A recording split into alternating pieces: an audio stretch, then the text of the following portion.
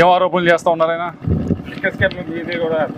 ఇంకా liquor scam గురించి నా మీద మాట్లాడితే ఇంకా దాని గురించి ఆయన విఘ్నత ఆ విధంగా ఉందని, దానిపైన అవగాహన కంటే కూడా అవగాహన ఆ విధంగా ఉందని మనం అనుకోవాలి. అవగాహన లేకుండా ఆయన బురదలో ఉన్నాడు కదా, 10 మందిని బురదలోకి లాగుదామని చెప్పి ప్రయత్నం తప్పించి ఒకటే చెప్తా ఉన్నా, ఢిల్లీలో అంత పెద్ద లిక్కర్ స్కామ్ అయింది. లిక్కర్ స్కామ్ లో ఒక ముఖ్యమంత్రి, ఢిల్లీ ముఖ్యమంత్రి జైల్లోకి వెళ్ళాడు. ఇంకో ముఖ్యమంత్రి కూతురు జైల్లోకి వెళ్ళింది. మాజీ ముఖ్యమంత్రి, ఆంధ్రప్రదేశ్ మాజీ ముఖ్యమంత్రి ఆయన బినామీ శరత్చంద్రారెడ్డి జైల్లోకి పోయాడు. ఇంతమంది జైల్లోకి వెళ్ళిన తర్వాత, ఇంతమంది కేసులో బుక్ అయిన తర్వాత నిజంగా నాకు దాంట్లో ₹1 లాభం వచ్చినా, లేకపోతే ₹1 దాంట్లో నేను ఇన్వెస్ట్ చేసున్నా కానీ, నా పేరు కానీ నా గురించి కానీ అంతమంది మీద కేసు పెట్టినప్పుడు నా గురించి ఎందుకు పెట్టకుండా ఉంటారు? నా గురించి ప్రస్తావించకుండా ఎందుకు ఉంటారు? ఈ చిన్న లాజిక్ ఆయన మిస్ అయితే, ఈ చిన్న ఆలోచన ఆయన మిస్ అయితే ఏం చేయాలి? ఆయన బురదలో ఉన్నాడు కదా, అందరినీ బురదలో లాగుదాం. నేను ఒకటే ఛాలెంజ్ చేస్తా ఉన్నా మీడియా ముఖంగా.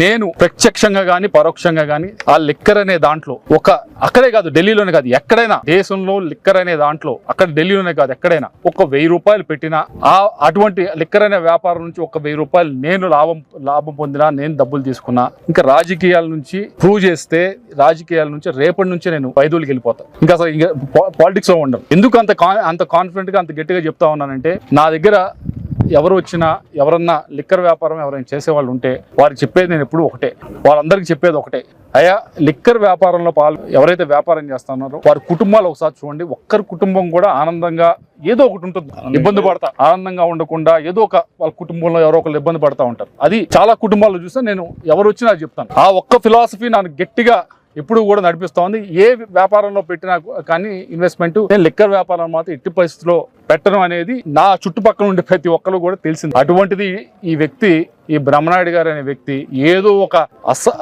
అసందర్భమైనవి వేసి ఇలా మాట్లాడటం. సరే మాట్లాడావు, నేను చెప్తున్నా, ఛాలెంజ్ చేస్తాను, ₹1000 నేను పెట్టినట్టు కానీ ₹1000 నాకు లాభం వచ్చినట్టు కానీ దాంట్లో నుంచి ఉంటే నేను రేపటి నుంచే, నువ్వు ప్రూవ్ చేయి, రేపటి నుంచే నేను రాజకీయాల నుంచి వదిలిపోతాను. ఛాలెంజ్ తీసుకోమా. ఇదే కాదు, ఆయన మరొక మాట మాట్లాడారు, దాంతో ఏమనంటే ఇక్కడ వైసీపీ ఎమ్మెల్యేలందరినీ కూడా, ఆ రోజు వైసీపీ ఎమ్మెల్యే దాంట్లో ఏదో నేను పెట్టమన్నానని, నేనేదో వాళ్ళు బతిమాలని చెప్పి ఏదో మాట్లాడాడు. అయ్యా బ్రహ్మనాయుడు గారు, నువ్వే కదయా వైసీపీ ఎమ్మెల్యేని ఆ రోజు ఎన్ని మాటలు అన్నావు నువ్వు?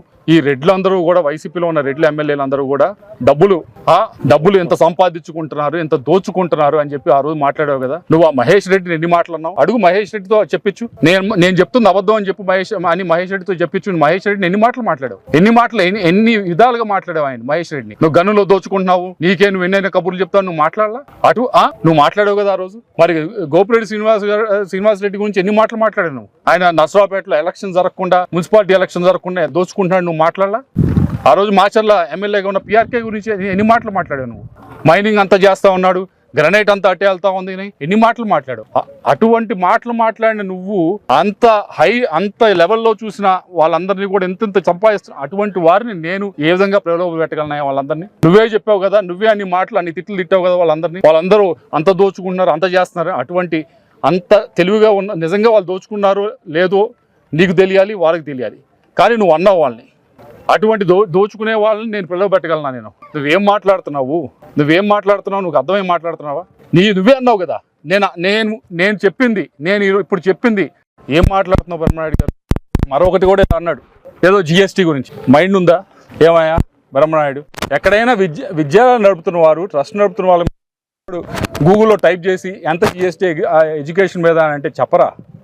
గూగుల్లో ఒకసారి టైప్ చేసి చూడండి, 0% ఉంటే నేను GST ఎలా కొడతానయ్యా? ఏమన్నా మైండ్ ఉంది మాట్లాడు. పాల వ్యాపారంలో GST ఎంత ఉంది చెప్పు. చెప్పగలుగుతా నువ్వు తటపటాయించకుండా? చెప్పలేవు. ఎందుకంటే పాల వ్యాపారంలో కూడా నువ్వు ప్యాకెట్ చేసి అమ్మితే 5%, అదే ఫ్రెష్గా అమ్మితే 0%. నీకు తెలియదు, నీకు కొద్దిగా చదువుకోవు, తెలుసుకోవు, కనీసం దానిపైన కొద్దిగా టైం స్పెండ్ చేయవు. తెలిసి మాట్లాడితే, అవగాహన ఉండి మాట్లాడితే మనం సమాధానం చెప్పినా పర్లేదు, కానీ నీవు తెలుసుకోవడే ప్రయత్నం చేయవు. నీకు అంత తెలివి లేదు, నీకు అంత విఘ్నత లేదు, ఏదో ఒకటి మాట్లాడేదానికి ప్రయత్నిస్తావు. అసలు నువ్వే చెప్పు, నువ్వు ఆక్స్ఫోర్డ్ నడుపుతున్నావు కదా పిరుగురాల్లో, దానికి GST ఉందా? లేదు కదా. 0% GST ఈ దేశం మొత్తం మీద ఎక్కడ ఎడ్యుకేషన్ ఇన్స్టిట్యూషన్ నడిపినా కానీ. అటువంటిది లేని GST నేను ఎలా కొడతాను? ఏం మాట్లాడుతున్నావు నువ్వు అసలు? మరొకటి ఏదో అన్నావు, ఏదో మా యూనివర్సిటీలో భూమి గవర్నమెంట్. బ్రహ్మనాయుడు గారు, 1 సెంటు భూమి ఎకరం కాదు, 1 సెంటు భూమి గవర్నమెంట్ భూమి మా దానిలో ఎక్కడైనా ఉంటే దాని 10 రెట్లు రాసిస్తా, తీసుకో. నువ్వు తీసుకొచ్చి ఇలా ఇదిగో అయ్యా కృష్ణదేవరాయలు నీ దాంట్లో 1 సెంటు భూమి ఇక్కడ ఉంది అని చెప్పి దాని 10 రెట్లు నేను ఇస్తాను. వెనక్కి నువ్వు రేపు చూపించు, నేను ఇస్తాను. వెంటనే సాయంత్రానికల్లా ఇస్తాను. మళ్ళీ దానికి టైం వేస్ట్ కూడా చేయను. నేను తిరిగి నేను వెనక్కి ఇచ్చేస్తాను. అంటే ఫైన్ లాగా కూడా నేను కడతాను. నువ్వు చూపించు ఒకటి. నువ్వు ఏదో మాట్లాడి ఏదో ఒకటి అనాలంటే ఏదో పార్టీని మోసం చేసావని అన్నావు. అయ్యా బ్రహ్మనాయుడు, నేను పార్టీని మోసం చేశానా? నువ్వే కదా ఆ పాటలు పడింది. 24 ఎలక్షన్ ముందు పాటలు పడింది ఆయనైనా. ఏమని పాడావు ఆ రోజు ఏమన్నా నా మీద జాలి చూపించావు. అయిపోయిందయ్యా కృష్ణయ్య అని చెప్పి ఆ రోజు జాలి చూపించదు నువ్వే కదా. అయిపోయిందయ్యా కృష్ణయ్య ఆ రోజు నన్ను అయిపోయింది పరిస్థితి అది ఇదని మాట్లాడావు. ఎలక్షన్ కౌంటింగ్ రోజు గుర్తుందా నీ పరిస్థితి? ఆ రోజు నేను ఎలక్షన్ కౌంటింగ్కి లోపలికి వచ్చినప్పుడు మొట్టమొదటిగా మరిద్దరిని ఎదురుపడ్డాం. నువ్వు బయటగా ఓడిపోతావు అని చెప్పి బయటకు వచ్చి కూర్చొని ఒక మూలం కూర్చొని దిగాలు కూర్చున్నావు. ఆ రోజు నేను ఆ రోజే అనొచ్చేదో ఒక మాట, కానీ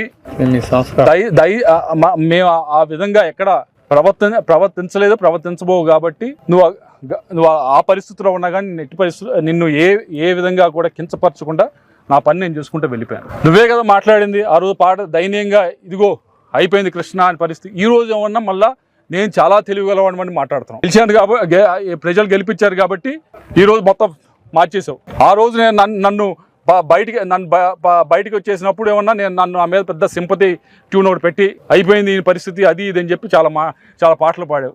నువ్వే కదా పాటలు పాడింది, నేను కాదు కదా పాటలు పాడింది. నీకు అందితే అందకపోతే కాళ్ళు, నీది ఇది పరిస్థితి.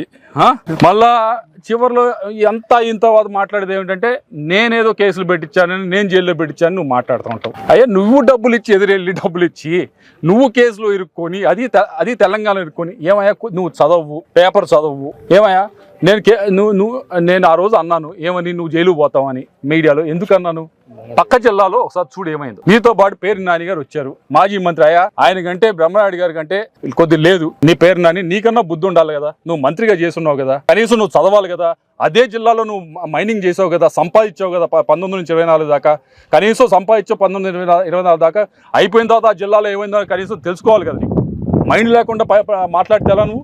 నేను ఆయన జైలుకి పోతాడని అన్నానంటే అక్కడ ఆల్రెడీ ఆ జిల్లాలో 6 నెలల క్రితం ఒక నాయకుడు ఎవరైతే తెలుగుదేశం వైపు ఉన్నాడో వాళ్ళ దూరపు అటువంటి కార్యక్రమమే అలాంటి కేసులోనే తెలంగాణ ఇరుక్కుంటే తీసుకెళ్లి జైల్లో పెట్టారు. దానికి ఏమైనా పార్టీలు చూసారా? తెలుగుదేశం అని చెప్పి కేసు పెట్టకుండా లేకపోతే జైల్లో పెట్టకుండా చూసారా? తెలుగుదేశానికి సంబంధించి దూరపు చుట్టం ఎక్కడో అనాపీస్ చుట్టం ఆయన. మీరు చదవరు, చూడరు, కేసు ఎలా వెళ్తుందో తెలుసుకోరు, ఏదో విధంగా గుడ్డగాల్చి ఎదురువాళ్ళ మీద వేయటం. ఏంది ఇది? ఎందుకు ఇది? మీకు కనీసం కొద్దిగా ఎవడన్నా మేము పెట్టిస్తే కేసు అయిందా? నువ్వు కాదు ఎదురు డబ్బులు ఇచ్చింది, నువ్వు కాదు డబ్బులు ఇచ్చి ఇరుక్కుంది. నువ్వు డబ్బులు ఇచ్చిన వరకు ఇద్దరికి ఇచ్చావు. ఎవరిదైతే భూములు ఉన్నాయో భూములు ఉన్నాయనుకున్నావు వాడికి ఇచ్చావు. ఎవడైతే దొంగ సర్టిఫికేట్లు తయారు చేస్తాడో వాడికి డబ్బులు ఇచ్చావు. అది నువ్వు చేసిన తప్పు. నువ్వు ఎవడైతే భూములు ఉన్నాయనుకున్నావు డబ్బులు ఇస్తే నువ్వు మోసపోయావు అనుకోవచ్చు, కానీ ఎవడైతే మోసం చేద్దాం అనుకుంటున్నాడో వాడికి కూడా డబ్బులు ఇచ్చావు చూసా, అది తప్పు చేసింది నువ్వు.